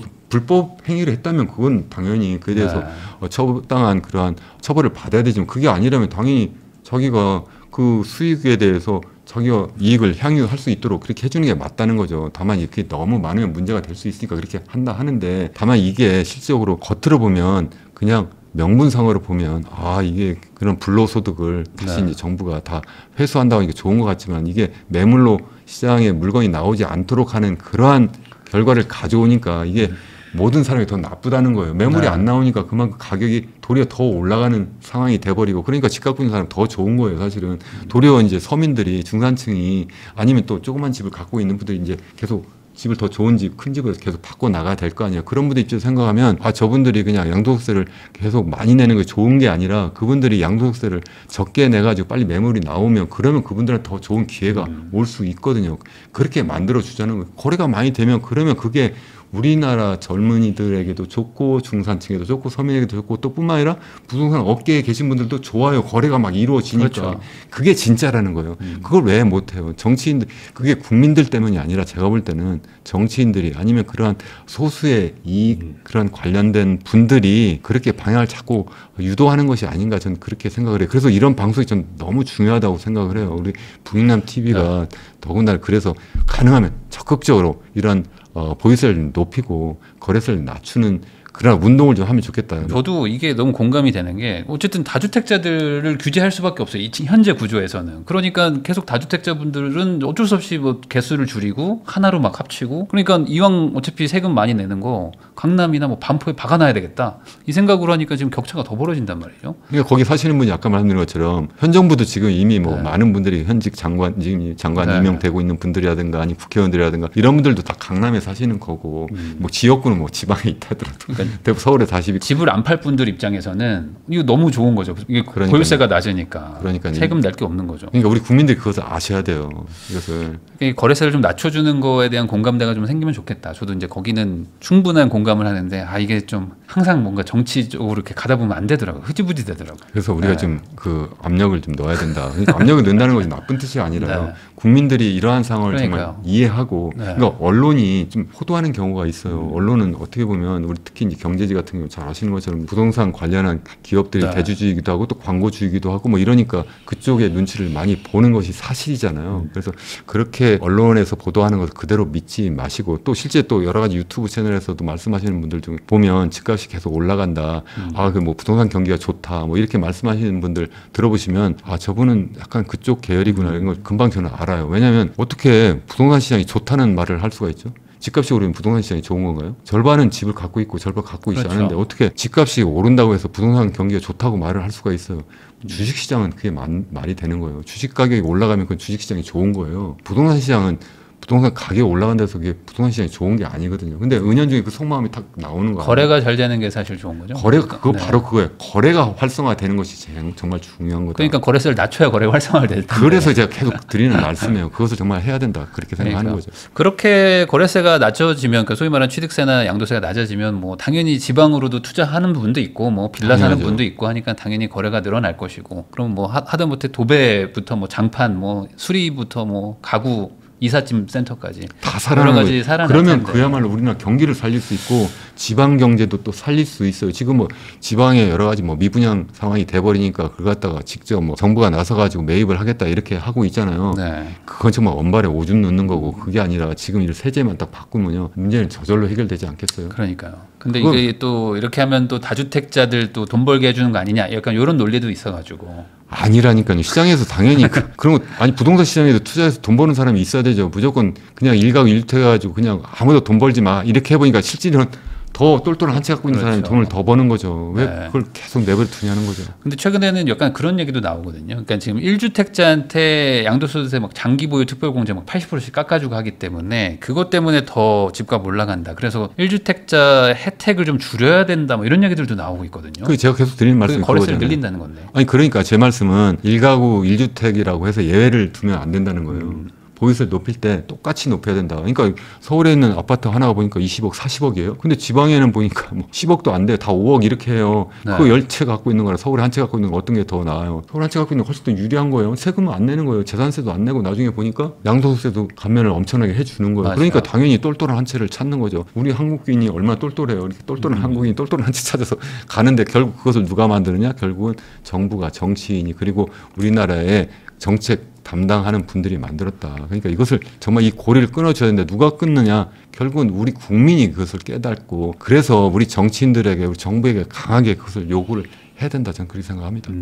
사실 이 거래세가 높고 보유세가 낮으면 결국에 이제 부자들 이미 좋은 집 다 가지고 있는 분들한테만 혜택이거든요. 이게 뭐 거기서 세금이 나올 게 없으니까 거래를 안 하시니까. 근데 이제 막상 새로 집을 살려고 하는 분들 입장에서는 너무 비용이 높아가지고 이제 살 수도 없어지고. 그럼 결국에는 보유한 사람한테 일괄적으로 걷자. 대신 거래는 자유롭게 할 수 있게. 그렇게 하자는 뭐 거고요. 그러면 뭐 근데 필요하면 보유세를 뭐. 갑자기 확 높이면 좀 그러니까 단계적으로 지금 뭐 5년 임기라면 5년 동안 이렇게 다 연차적으로 OECD 평균까지 올리겠습니다. 이렇게 하면 사람들이 이해가 될 거냐요. 네. 그 대신 거래세는 낮추겠습니다. 그러니까 퇴로까지도 만들어 드린 거잖아요. 그리고 또 새 집에 대해서는 새로 사는 아파트 그런 주택 거래에 신축은. 있어서는 아예 신축뿐만 아니라 구축이라고 하더라도 신규 거래는. 새로 이제 신규 거래되는 것에 대해서는 아예 일거에 그러게요. 아예 그것도 2배로 좋은데. 올린 다음에 지금 거래될 때에 부과된 그 세율에 따라서 내가 세금이 나왔잖아요. 그 세금이 내가 언제 팔든 계속 끝까지 가는 거예요. 그게 얼마나 좋아요. 예측 가능하고. 이거는 그냥 제 아이디어도 아니고 그냥 제가 그냥 OECD 국가들 보고 미국을 보면 답이 딱 나와 있고 또 경제 이론적으로 보면 이게 정말 답이 나온 거예요. 네. 그걸 왜 우리가 안 하냐는 거죠. 그러니까 새로 사면은 보유세는 뭐 한 2배 내는데 양도세는 뭐 절반이다, 뭐 한 20%다, 뭐 이런 식으로 사실 만들면 그만인 건데. 그러니까 네. 우리 한번 해보자니까요. 여러분들도 좀 도와주십시오. 이게 지방에 계신 분들도 이게 다주택 규제 때문에 우리 집이 이렇게 떨어지고 있다는 걸 좀 이해를 하셔야 되는데 이게 참 이해가 어려운 부분인 것 같기도 하고. 특히 서울은 만약에 그러면 네. 서울은 다주택을 좀 규제할 필요는 있을 것 같아요. 다만 그 대신 이제 수도권 이외 지역 그런 지역은 다주택자를 규제하는 것보다는 도리어 더 더 활성화시켜야지만 그래야지만 거기 있는 그 집들이 팔려나가고 주택 가격도 약간 좀 어느 정도 너무 떨어지면 안 되잖아요. 그래도 좀 어느 정도 좀 안정화될 수 있지 않을까 저는 그렇게 생각하는 편입니다. 저도 지금 이대로 계속 가면은 결국에 시간을 조금 지연시킬 뿐이지 다시 또 똘똘한 채 서울로 살아올 것 같아가지고 저도 최근에 지방에 가서 강연해 보니까 지방 분들의 그 서울 집을 사야겠다는 그 공포감이 엄청나게 높더라고요. 내가 지금 안 사면 안 되겠다. 이런 거기 플러스해서 하나 더 말씀드리면 지금 서울 집값이 이대로 두면 저도 계속 올라갈 것 같다. 제가 여기 바로 오기 전에 제 유튜브 채널에서 막 방송 하나 지금 올리고 왔는데 그 내용이 바로 그거예요. 한 달 동안 보니까 거래만 줄였고 가격은 도리어 떨어지는 게 아니라 슬금슬금 올라가고 있고 거기에다 지금 지방에서도 사람들이 많이 올라올 뿐만 아니라 아예 외국인 특히 이제 중국인들이 지금 도리어 거래량이 늘어난 거예요. 그러니까 한국인은 도대체 집을 살 수가 없는 이런 상황인데 외국에서 특히 중국에서 자금을 그냥 현금을 들고 와가지고 집을 사는데 그게 더 늘어나고 있다. 그러니까 이걸 계속 내버려 둘 수가 있느냐. 그래서 외국인 특히 이 중국인이 지금 굉장히 집값을 띄울 수 있는 그런 잠재적인 복병이라고 저는 생각하거든요. 이걸 지금 그 싹을 좀 끊어야 된다 이렇게 생각을 해요. 실제 캐나다 같은 경우에도 지금 아예 외국인이 집을 살 수 없게 2023년부터 시작해서 계속 지금 하고 있고요. 싱가포르 같은 경우에도 이미 거기 같은 경우에는 아예 전체 주택 중에 공공주택이 한 80%고 그리고 이런 민영주택 20%밖에 안 되잖아요. 그래서 민영주택밖에 살 수가 없어요. 외국인은. 거긴 취득세가 엄청 높죠. 취득세도 70%예요. 외국인은. 그러니까 도대체 살 수가 없는 상황을 만드는 거 얼마나 똑똑해요. 거기 싱가포르가 다 중국인인데도 중국 사람 들어와서 못 사게 한다니까요. 근데 우리나라에서 중국인들이 주택을 산다는 게 상호주의에도 맞지도 않고 우리나라를 살 수도 없고 이 사람들 그냥 와가지고 쇼핑하는 것처럼 그냥 부동산 쇼핑하는 거 내버려둘 수가 없다라고도 생각할 뿐만 아니라 도대체 서울 요지에 그렇게 집값이 계속 올라간다는 거기 인프라가 좋은 거잖아요. 이 사람들 세금 한 번도 안 내는데 와가지고 그렇게 해가지고 투기해서 거기서 돈 벌게 내버려두는 것도 말도 안 된다고 저는 생각을 하고 더군다나 또 하나 생각해보면 이분들이 그 돈을 어떻게 갖고 왔겠어요. 거기서 합법적으로 들고 나왔겠어요. 아니잖아요. 다 불법 투기 자금이고 더군다나 또 자기 자식 이름 하고 그러면 다 불법 증여거든요. 이걸 왜 내버려 두냐는 거예요. 제가 볼 때 중국에서도 그 문제 제기를 할 수도 있을 거라고 생각하는데 이거 최근에 뭐 양쪽 여당 야당에서도 다 그에 대해서 뭐 조금씩 어떻게 뭐 규제를 해보겠다 하는데 제가 볼 때는 그 규제한다고 말하고 있는 것이 그 미미한 거예요. 예를 들어 뭐 캐나다나 싱가포르처럼 아예 규제를 아예 살 수 없게 한다든가 아니면 취등록세도 굉장히 높이고 재산세도 뭐 우리 한국인에 비해서 뭐 2배, 3배 확 높인다 이렇게 하면 되는데 그걸 왜 못하냐는 거죠. 물량교를 아예 못한다 이러면 또 외교적으로 문제가 될 수 있으니 그러면 알았다 그러면 취등록세 우리 한국인에 비해서 뭐 2~3배 그리고 또 보유세도 2~3배 이렇게만 하면 자연스럽게 어느 정도 관리가 되지 않을까 이런 생각도 합니다. 교수님이 좀 현 여당한테 얘기를 좀 잘해주시면 감사하겠습니다. 우리 부익남 TV에서 많이 전달해달라고 여기 나왔는데요. 여기 계신 분들도 사실 자기 지역구 의원들한테 이런 얘기를 해주셔야 그러니까요. 좀 바뀌지 않을까. 아니면 정말 충분히 청원하고 싶어요. 신문고 청원.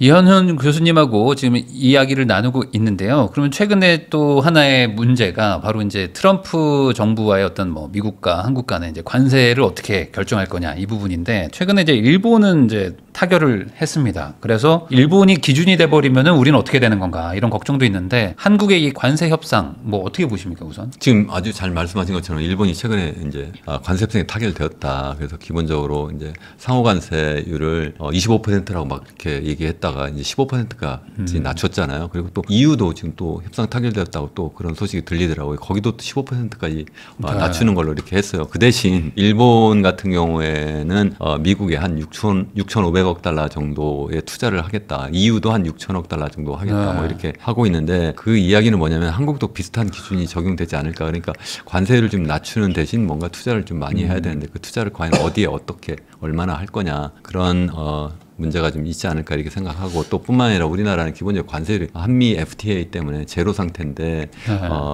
저쪽에서 이야기하는 거는 거의 비관세 장벽, 특히 뭐 소고기라든가 뭐 이런 시장 개방, 또 쌀 시장 개방 뭐 이런 것을 강하게 지금 요구하고 있는 걸로 저는 그렇게 알고 있습니다. 그러면은 결국에 이제 앞으로 물론 이제 관세 협상에 따라서 달라지긴 하겠지만 이제 수출을 주로 할 수밖에 없는 우리나라 입장에서는 이래나 저래나 경제에는 악영향을 끼칠 수밖에 없다. 뭐 이렇게 봐야 되는 걸까요? 그게 이제 제일 큰 문제죠. 우리나라가 그래도 이렇게까지 성장할 수 있었던 중요한 이유는 우리나라가 성장 전략을 수출 주도형 성장 전략을 한 거예요. 그러니까 우리나라는 땅덩어리 너무 적고 사람은 많이 살고 있기 때문에 기본적으로 우리끼리 내수를 가지고 살 수가 없는 거예요. 이건 원제처럼 그렇게 되어 있어요. 일부에서는 뭐 우리도 이제부터 뭐 내수를 키우면 된다. 그렇게 얘기하시는 분 계시면 정말 내가 한번 물어보고 싶어요. 어떻게 내수가 가능하냐.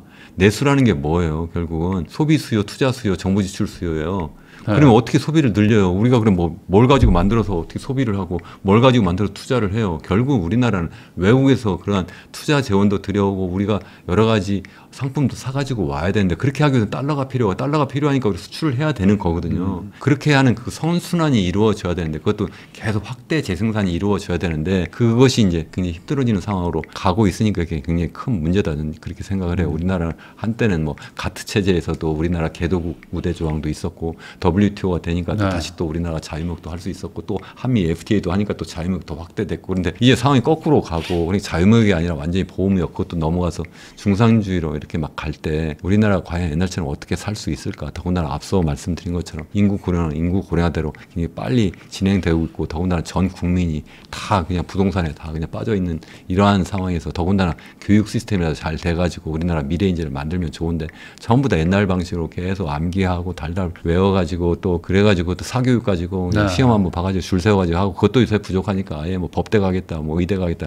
이거 가지고 전부 다 하고 있으니 미래 뭘 가지고 먹고 살 거냐 이런 걱정이 되는 상황에서 제가 말씀드린 내부적으로도 굉장히 어려운 상황인데 외부적으로 이제 큰 쓰나미가 몰려오고 있다. 그래서 우리나라 같은 경우에는 이게 전형적인 내우 외환이다 이렇게 생각을 해서 외환이 지금 굉장히 큰 상황인데 이게 그래도 이제 뭐 15%면 이제 괜찮지 않을까 이렇게 생각하는 분도 계신데 0%에서 15%면 그야말로 우리 기업들이 수출해가지고 그 수익률이 얼마나 되겠어요. 한 10% 보고 지금 들어가는 건데 15% 추가적으로 세금을 내야 된다면 얼마나 수익률이 낮아질까 이제 그러한 걱정을 좀 하는 거고 더군다나 지금 투자를 지금 많이 해야 되는데 제가 좀 전에 말씀드린 것처럼 일본은 뭐 한 6,500억 달러 한다더라 또 뭐 EU도 한 6천억 달러 한다더라. 그리고 우리나라한테도 제가 볼 때는 뭐 한 4천억 달러 정도 이렇게 막 요구를 할 텐데 이미 지금 우리나라는 미국에 엄청난 투자를 하고 있어요. 우리나라가 제일 많이 투자하는 나라가 미국이고 미국 입장에서 생각하면 지금 실제 또 우리나라 제일 많이 하는 나라 중에 하나예요. 제가 볼 때 넘버 1 아니면 2인데 그게 좋은 면도 있어요. 당연히 뭐 우리나라가 정말 필요하니까 거기서 투자하고 거기에 시장도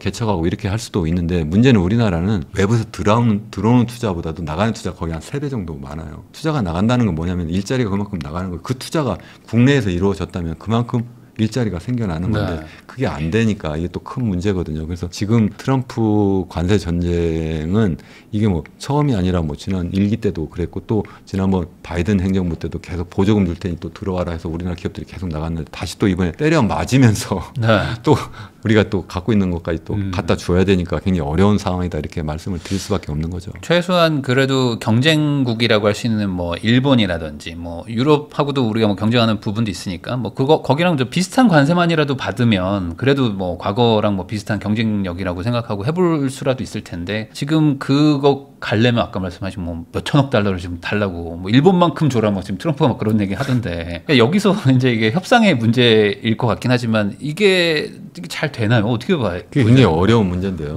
그 사실 뭐 미국의 입장에서 보면 일본보다 한국이 더 흑자를 많이 내는 나라거든요. 그러니까 당연히 지난번에 뭐 여러 상호관세 뭐 이렇게 막 부과할 때도 그 미국의 입장에서 생각하면 어느 나라가 많이 흑자를 내고 있느냐. 그러니까 미국이 어느 나라하고 적자를 많이 내냐 그것 때문에 거기에 따라 이렇게 맞춘 건데 그러니까 당연히 이렇게 많은 요구를 하지 않을까 그렇게 생각을 합니다. 그래서 어쨌든 그 관세율은 제가 생각에는 한 15%에 맞추지 않을까. 15% 넘어가면 현 정부 자체가 국민들로부터 엄청난 비판, 지탄을 받을 테니까 어떻게든 맞추려고 할 텐데 그렇게 하기 위해서는 투자도 많이 하도록 이렇게 할 거고 거기에 들어가면 뭐 여러 가지 있잖아요. 우리가 정말 반도체 뭐 이런 공장도 더 질 수도 있고 아니면 뭐 알래스카에 뭐 천연가스 개발하는 데도 들어갈 수도 있고 뭐 여러 가지 해서 우리도 나름대로 투자 수익도 얻어내면 또 그것도 나쁘지 않은데 그걸 말고 또 정치적으로 생각해 보면 쌀하고 이제 소고기 시장을 개방하는 것이 또 내부적으로 보면 엄청난 이제 또 문제를 일으키지 않을까 그렇게 생각을 합니다. 그래서 아직 타결이 안 되었는데 제 생각에 우리나라가 이제 정치적으로 막 이렇게 굉장히 혼란한 상황에서 이러한 일이 벌어지니까 좀 늦어지기도 했는데 그것을 감안해도 지금 우리가 지금 막판까지 이렇게 막 몰리고 있기 때문에 우리가 지금 좀 유리하게 협상하기는 쉽지 않다. 굉장히 불리한 상황이다. 저는 그렇게 생각하고 있습니다. 어쨌든 저희가 또 재테크 얘기들을 하는 채널이다 보니까 그러면 이제 환율 이런 쪽은 좀 어떻게 보세요? 환율이 제일 어려운데요. 제가 연초에 제 채널에서 우리나라 경제 전망을 할 때 뭐 GDP 전망이라든가 아니면 뭐 물가 전망, 실업 그리고 또 주가 전망, 부동산 전망 뭐 이렇게 다 하고 또 마지막으로 환율 전망도 했는데 환율은 제가 생각할 때는 장기적으로 보면 우리나라 원화 가치가 달러에 비해서 떨어질 수밖에 없어요. 환율이 올라갈 수밖에 없다. 네네. 장기적으로. 그 이유가 뭐 여러 가지 있을 수가 있는데 뭐 그게 기본적으로 그 나라의 경제 체력이라고 생각하는데 우리나라 경제 체력이 계속 약화되고 미국은 경제 체력이 계속 그 상태니까 굉장히 젊은 나라예요. 거기다 계속 새로운 걸 만들려고 힘이 뭐 넘쳐나가고 있는데 우리는 계속 지금 쇠약해서 지금 계속 죽어가고 있는데 어떻게 우리나라 원화 가치가 더 높아질 수가 있겠냐. 좀 그렇게 될 수 없다. 전 일단 그렇게 생각하는데 다만 단기적으로 볼 때는 트럼프가 어떻게든 더 이 무역 적자, 경상수지 적자를 줄이려고 하기 때문에 그래서 최근에 뭐 트럼프 대통령이 그렇게 얘기하잖아요. 내가 뭐 강달러를 내가 원하는 건 아니다. 그렇다고 뭐 약달러를 꼭 원하는 건 아니다라고 하지만 어쨌든 약달러를 원하는 그런 뉘앙스를 그렇죠. 이렇게 비쳤는데 그러니까 결국은 우리나라 통화에 대해서 약세를 유도하도록 하는 여러 가지 그런 요구를 하지 않을까. 다만 이번에 관세 협상에서 그걸 명시적으로 요구했는지 아니면 다음번에 다시 그걸 할지는 잘 모르겠어요. 제가 제 영상에서도 제가 며칠 전에 일본이 막 그런 관세 협상을 이제 막 했기 때문에 급하게 제가 와세다 대학에 이제 박상준 교수하고 이제 그 인터뷰를 했어요. 네. 구글 미트라고 하는 그런 온라인 미팅을 하면서 여러 가지 물어봤는데 거기서 물어본 것 중에 거기는 어떻게 했냐, 내부적으로 반응이 어떠냐. 거긴 전반적으로 반응이 나쁘지 않다는 거예요. 아, 이 정도면 잘했네 이렇게 생각하고 쌀 그래 좀 뭐 더 줄 수도 있지 뭐 이렇게 생각하고 뿐만 아니라 이제 그러면 그런 환율 같은 거 옛날에 뭐 플라자 협정 같은 뭐 그런 요구는 없었냐. 자기가 듣는 바로는 뭐 그런 건 없었다. 이번에는 아닌 것 같다. 뭐 이런 얘기도 하던데 이번에 우리나라하고도 뭐 직접적으로 그거는 관세 협상에 들어가지 않을 수 있지만 그래도 앞으로 지금 아직도 하지 못한 나라가 지금 대만하고 우리나라 그리고 지금 멕시코 정도 이렇게 있는 걸로 알고 있는데 대만도 그런 관세 협상하면서 비슷하게 거기도 너무나 흑자를 많이 내니까 뭐 TSMC 때문에 그런 것도 있지만 그렇기 때문에 거기도 지금 환율에 대한 어떤 요구를 하지 않을까. 그래서 한때 우리나라 그래서 원화 가치가 확 높아지고 그러니까 환율 떨어진 적이 있었잖아요. 그런 비슷한 상황이 앞으로도 계속 될 수도 있지 않을까. 그러니까 단기적으로는 하락할 수도 있지 않을까. 그러니까 다시 말씀드려요. 우리나라의 원화 가치가 상대적으로 높아질 수도 있지 않을까 이렇게 생각하는데 어떤 정책적인 요인, 정치적인 요인을 제외하고는 제가 볼 땐 중장기적으로는 계속 우리나라 원화 가치가 그걸 많이 보유했을 때 달러를 많이 보유할 때보다 더 나한테 더 기대수익이 크다 이렇게 보지는 않습니다. 그러면은 전반적으로는 뭐 단기적으로는 약간 약달러일 수는 있지만 어쨌든 뭐 이제 투자를 하시는 분들이 들으실 테니까 가능하면 뭐 달러 자산 같은 것들을 가지고 있는 게 뭐 중장기적으로는 좀 괜찮을 수 있겠다.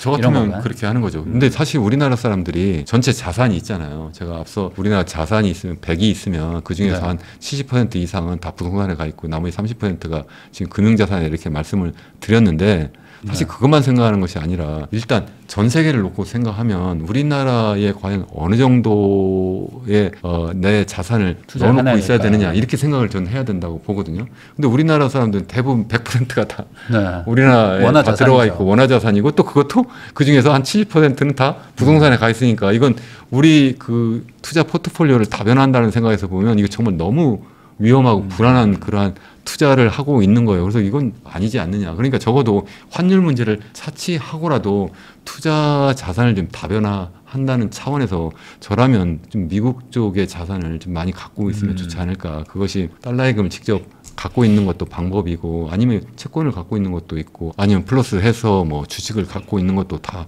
나름대로 좋은 방법이 되지 않을까 저는 그렇게 생각하고 있습니다. 그럼 이번에 좀 약달러가 되고 이제 원화가 좀 강세가 될 때 뭐 예를 들어 국내에서 자산으로 좀 돈을 버신 분들 뭐 예를 들어 국장 투자에서 돈 버신 분들은 이럴 때 오히려 좀 뭐 미국으로 한번 옮겨놓는. 근데 저는 이제 미국 시장도 지금 굉장히 과열되었다고 사실 봐요. 네네. 그러니까 미국 주식도 그러니까 올인하라고는 저는 하진 않아요. 주식 말고 차라리. 그러니까 저는 약간 미국 자산 하면 그게 미국 달러도 있고 미국 채권도 있고 미국 주식도 있고 최근에는 뭐 여러 가지 이제 뭐 암호화폐도 준 전 달러 자산이라고 그렇죠. 생각을 하는데 그렇게 다양하게 좀 갖고 있는 것이 좋지 않을까. 그래서 만약 상황이 정말 급격하게 막 변화할 때 마치 블랙스완이라는 게 있잖아요. 네네. 블랙스완은 그 누구도 맞출 수 없는 거예요. 어느 한순간에 갑자기 시장이 패닉 상태로 가가지고 모두 다 그냥 패닉 셀을 해버리면 그야말로 그러면 갑자기 폭락할 수도 있기 때문에 그런 상황을 항상 대비를 해야 된다. 대비하지 않고 그냥 모든 돈을 갖다가 올인해버리면 그거는 정말 위험한 그런 투자 방법이 아닌가 전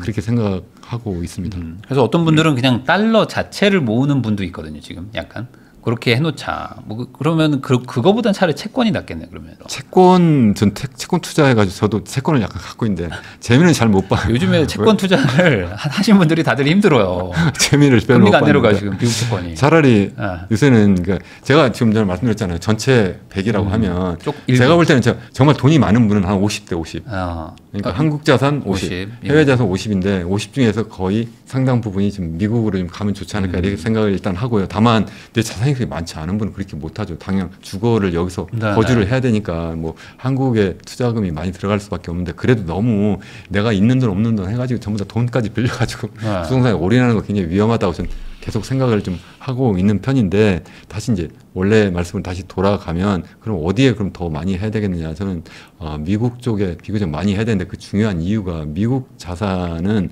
앞서 말씀드린 것처럼 굉장히 튼튼한 나라의 자산이고 네. 또 미래를 계속 만들어 나가는 그러한 나라의 자산인 거예요. 그래서 저는 현재뿐만 아니라 미래를 바라봐야 된다. 아까도 말씀드렸잖아요. 그러니까 한국만 보지 말고 전 세계를 바라보고 현재뿐만 아니라 미래를 바라봐야 되고 한국을 봐도 부동산만 보지 말자 이렇게 말씀드렸는데 미래를 만들어 나가고 있는 나라, 미래를 만들어 나가고 있는 기업을 찾아서 거기에 지금 투자를 하는 것이 전 좋다 이렇게 생각을 하고요. 그뿐만 아니라 이제 최근에 그 암호화폐도 저는 이게 미래의 아주 중요한 자산이라고 저는 생각을 해요. 네. 그쪽에도 일정 부분 나의 투자 자금 중에 일정 부분을 그쪽에 담아놓는 것도 전 굉장히 현명한 방법이다 그렇게 생각하고 있습니다. 네, 항상 뭐 위기가 오거나 그러면은 뭐 원화가 더 가치 하락을 빨리 하기 때문에 달러가 상대적으로 튀어 오르는 일들이 반복됐었기 때문에 또 지금 뭐 달러를 가지고 있겠다 하시는 분들도 있고 말씀하신 것처럼 뭐 금이나 비트코인 이런 거를 가지고 계신 분들도 있는데 결과적으로는 원화 자산에 너무 올인하지 말자. 이거는 어쩔 수 없는 좀 흐름이다. 이렇게 정리할 수 있을 것 같습니다. 네. 이현훈 교수님하고 지금 이야기 나누고 있는데요. 방금 이제 암호화폐도 좀 좋다고 얘기를 해주셔가지고 우선은 이게 디지털 금 이런 얘기들로 많이 얘기가 나오고 있거든요. 그리고 이제 어느 정도 이제 기득권이라고 해야 되나? 뭐 이제 기존 제도권에 좀 이렇게 안착을 하는 모양새로 점점 가고 있다는 느낌을 받습니다. 이 암호화폐 뭐 예를 들어 비트코인으로 예를 들면 비트코인에 대해서 좀 긍정적으로 얘기를 해주셨는데 그렇게 보시는 건가요? 저는 뭐 아마 제가 예전에 여기 네. 처음 출연했을 때도 앞으로 세상은 변합니다. 그래서 크게 한 4가지 뉴 노멀이 펼쳐지는 맞아요. 세상입니다. 그래서 제일 첫 번째 네. 제가 들은 게 바로 디지털 사회로 간다 이렇게 말씀을 드렸잖아요. 네네. 우리 30만 년의 호모사피엔스 인류의 역사를 볼 때 거의 29만 년은 원시 수렵인으로 살다가 한 10,000년 전쯤에 농업사회로 전환했죠. 그게 농업혁명이고 그러다가 한 250여 년 전에 산업사회로 넘어갔잖아요. 그게 산업혁명이고 지금은 이제 디지털 사회로 넘어간다. 그게 바로 디지털 혁명이다. 그걸 4차 산업혁명이라고 말하는 분은 정말 저는 아니라고 생각을 하는 이유가 이거는 기계혁명이 아니라 그야말로 디지털 기술, 디지털 서비스 혁명이거든요. 전혀 다른 혁명이에요. 산업혁명은 기술혁명이고 제가 이렇게 장하게 말씀드리는 이유는 그게 변할 때마다 화폐가 변했어요. 네. 그러니까 농업사회로 가면서 그때 돈이 생겼거든요. 그 상품화폐라는 화폐가 생겼는데 그래서 처음에는 뭐 그냥 조개 껍질부터 시작해서 조악한 걸로 이렇게 시작을 하고 나중에 뭐 동도 시작하고 그리고 동화도 있고 은화도 있고 나중에 이제 제일 최고의 그런 자산으로서 최고의 통화로서 사용되어진 것이 이제 금화잖아요. 근데 그 금화도 이게 산업사회가 되니까 점점 더 퇴장했잖아요. 화폐로서는 더 이상 기능을 안 한 거예요. 처음에는 어떻게 했냐면 각국이 명목화폐라고 해서 아니면 법정화폐라고 해서 돈을 찍어요. 돈을 찍어내는데 뭔가 좀 가치를 보장을 해야 되니까 불안하니까 그 대신 금과 일정 비율을 태환 보장을 한 거죠. 그래 내가 갖고 있어. 그 대신 네가 다시 정부한테 돌려달라고 하면 내가 그만큼 금을 줄게 이렇게 한 거잖아요. 그러다가 나중에 잘 아시는 것처럼 이게 2차 세계대전 끝나면서 유럽 국가들은 금도 다 없어지고 전부 금을 누가 갖고 있냐면 미국이 갖고 있는 거예요. 그러다 보니까 세상이 이제는 또 바뀌어가지고 미국 달러만 금과 태환을 보장하고 나머지는 안 된다. 그래서 그게 바로 브레튼 우주 체제가 된 거고 그걸 우리가 뭐라고 하냐 금환 본위 제도라고 해요. 금환 본위 제도라는 것이 뭐냐면 금환이 바로 뭐냐면 달러예요. 달러 본위 제도고 그 달러만 금과 태환을 보장했는데 그것마저도 1971년에 닉슨 대통령 때 그것도 태환 중지를 딱 해버렸잖아요. 그러니까 이제는 금하고 아무 상관없이 통화가 되고 있는데 그 통화가 이제는 그 법정화폐가 이제 퇴장할 때가 되었다. 적어도 그냥 중앙은행이 뭐 지폐 찍고 무슨 뭐 동전 찍고 이게 지금도 사실은 제 주머니에 지폐 하나 동전 하나 없어요. 지금도 디지털 신호 가지고 지금 거래하는데 아예 원천적으로 중앙은행 그것도 안 해도 되는 세상이 될 수도 있겠다. 저는 그렇게 생각을 한다. 그때도 말씀을 드렸었는데 그런데 다만 이제 중앙은행이 발행을 할 거냐 그런 디지털 화폐를 아니면 개인이 발행할 거냐 이런 문제 가지고 한동안 저도 두 가지 다 가지 않을까 이렇게 생각했었는데 미국에서 아예 트럼프 대통령이 우리는 중앙은행 CBDC는 하지 못한다. 센트럴뱅크 디지털 커런시는 우리 하지 못한다. 최근에 법도 아예 통과가 됐잖아요. 그 디지털 3법 해가지고 그래서 그것까지 또 통과되었는데 그러다 보니까 이제는 적어도 미국에서는 이러한 뭐 CBDC 같은 거 쓰이지 않겠다. 그럼 남은 게 결국 뭐예요? 결국은 민간이 발행한 거. 그중에 제일 먼저 시작한 것이 비트코인이고 그 비트코인은 더군다나 다른 것과 달리 누가 만들었는지도 모르고 그리고 2,100만 개밖에 없고 현재 2천만 개 정도 현재 시중에 나와 있는데 채굴이 되어 있는 것이 그러다 보니까 앞으로 계속 더 나와가지고 가치가 떨어질 염려도 없고 그러니까 이게 기준이 된 거예요. 이게 하나 금이 된 거예요. 마치 제가 아까 말씀드린 것처럼 정확하게 말씀드린 게 바로 그 이유예요. 그 금을 기준으로 해가 태환을 보장하면서 다른 법정 화폐가 계속 통용이 되었다고 말씀드렸잖아요. 그런 역할을 점점 더 한다니까요. 그렇게 될 거다. 그 자체도 물론 거래도 되겠지만 그 자체도 또 그 디지털 골드로서 가치 저장도 하고 동시에 또 실제 여러 가지 거래 수단으로 쓸 수도 있다. 그러니까 통화라고 한다면 기본적으로 세 가지 기능을 하는 거예요. 첫 번째는 우리 거래를 할 때 매개 수단, 중개 수단으로서 역할을 하면 되는 거고 두 번째 거래를 하다 보니까 한 개에 그럼 얼마야 이렇게 회계 다니고 세 번째가 이제 가치의 저장 수단인데 지금 보면은 이제 디지털 골드라고 하는 이 비트코인은 거의 이제 가치의 저장 수단도 이거 위험한 거 아니야? 이렇게 하다가 최근에 이제 이거는 그래도 가치는 계속 올라가겠네? 이렇게 생각을 하잖아요. 그거에 되면 동시에 다른 아까 말한 것처럼 실제 거래 매개 수단도 될 수 있고 그러다 보니까 이게 몇 단위 이 비트코인 뭐 2,100만 가지 어떻게 잘 넣으면 되니까 그건 별 문제가 되죠. 0.0000으로 그러니까 쪼개면 되니까 그건 별 문제가 없는 거고 그래서 점점 더 그런 쪽으로 앞으로 갈 거기 때문에 그래서 저는 비트코인은 2,100만 개밖에 없기 때문에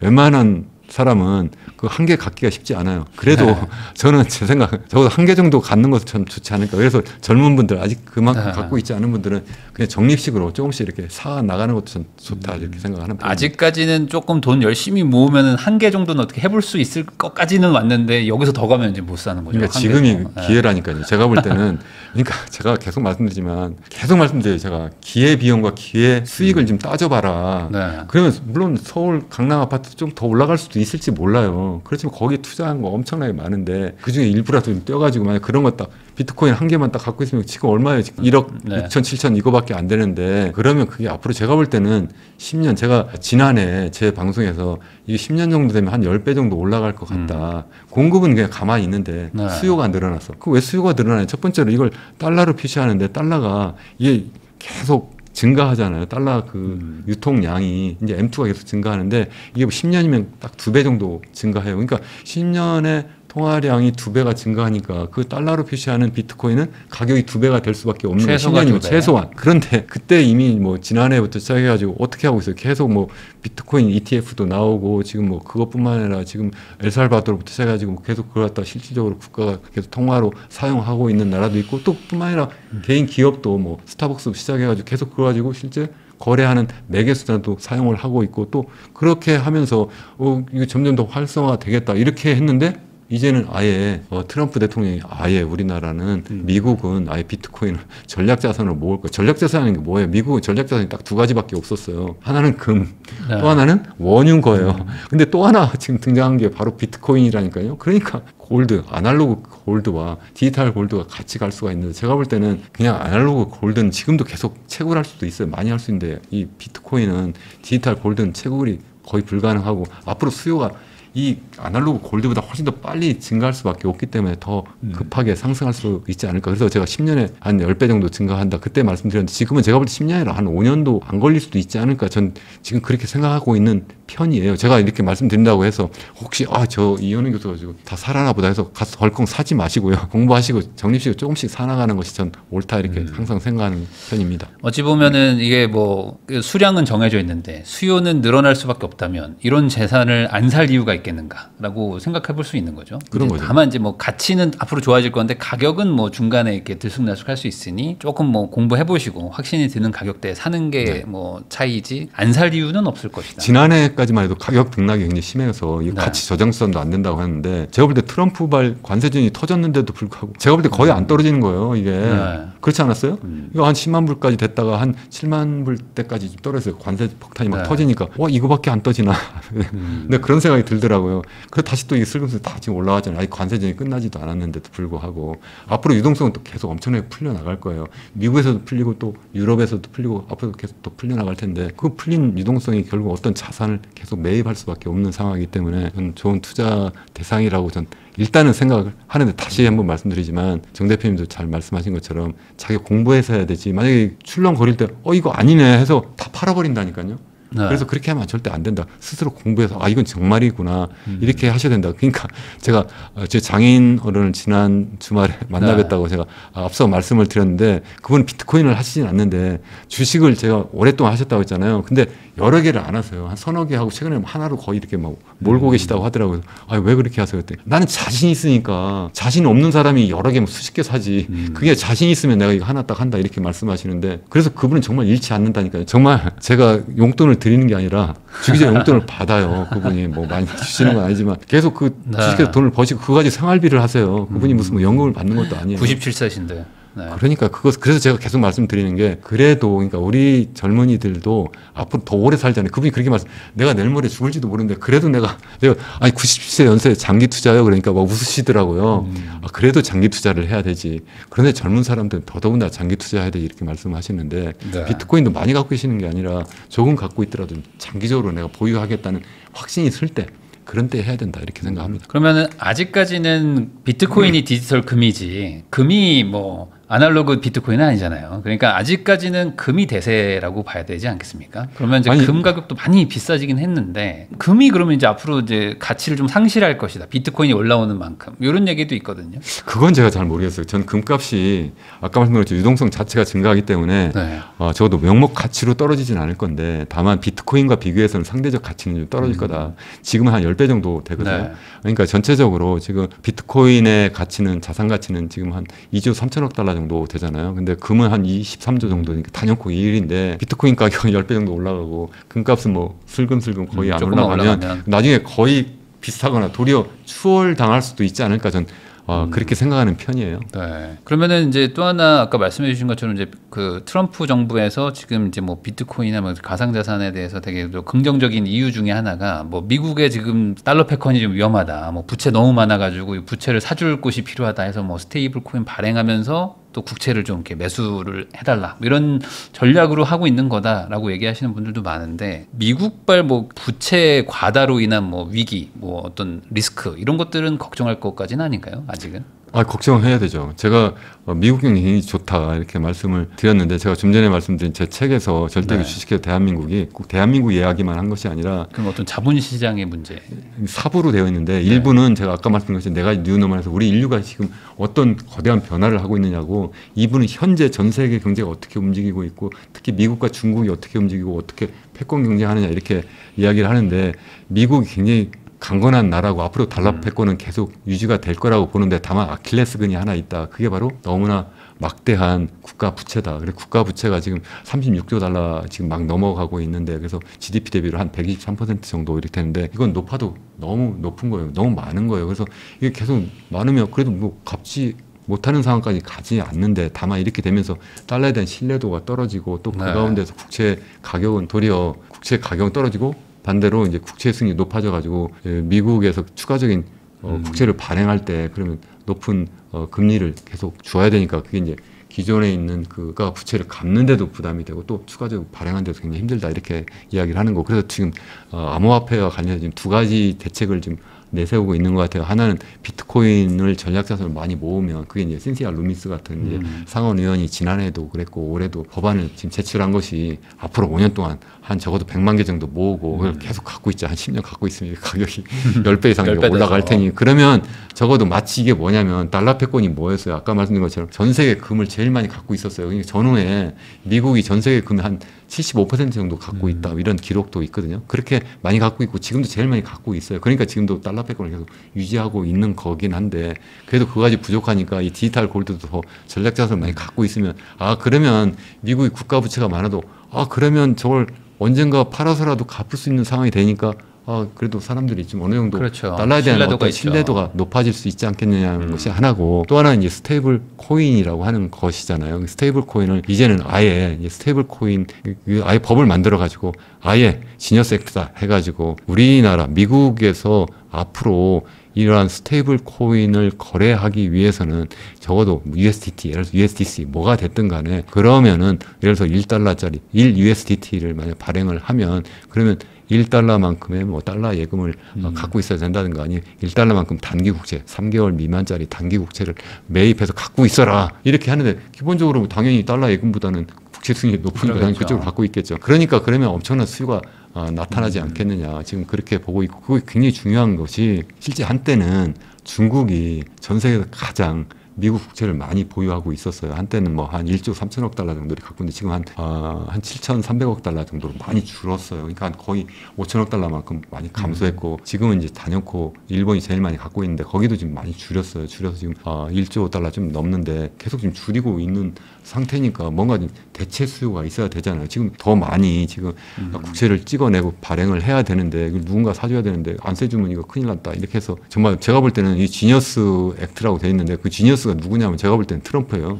제가 볼 때 아니면 트럼프 참모. 네. 그래서 자기들이 이름을 그렇게 졌는지도 모르겠어요. 우리가 정말 천재 아니냐. 기발한 거 만들었다. 기발한 거 내가 만들었다. 야 너희들 이거 안 살 수 없지. 이게 정말 엄청난, 지금 그렇게 해가지고 국채 수요를 창출할 뿐만 아니라 그것 때문에 결국은 사람들이 달러를 사용하는 거예요. 이게 결국은 이게 이런 스테이블 코인이요. 이게 달러를 기본으로 하는 이런 그런 USDC 예를 들어서 그러한 것들은 이런 기본적인 서클이라든가 아니면 뭐 테드라든가 이런 애들은 기본적으로 다 달러를 기본으로 해서 1대1로 교환할 수 있는 그러한 스테이블 코인이잖아요. 그러니까 그 무슨 얘기냐면 실제로 그것을 통용한다는 것은 달러를 통용하는 거예요. 네. 그러니까 달러가 기본적으로 아까 말씀드린 것처럼 화폐의 기능은 세 가지라고 말씀드렸잖아요. 기본적으로 거래, 중개, 수단, 화폐, 그리고 또 이제 회계 단위, 그리고 가치 수량인데 이러한 기능을 걔들이 대신 다 해주니까 달러 패권이 더 강화될 수 있는 아주 기가 막힌 방법이다. 그러니까 지니어스 액트다. 이제 그렇게 보는 거죠. 그러면 이제 이게 본격적으로 작동을 하면 어쨌든 지금 금리를 좀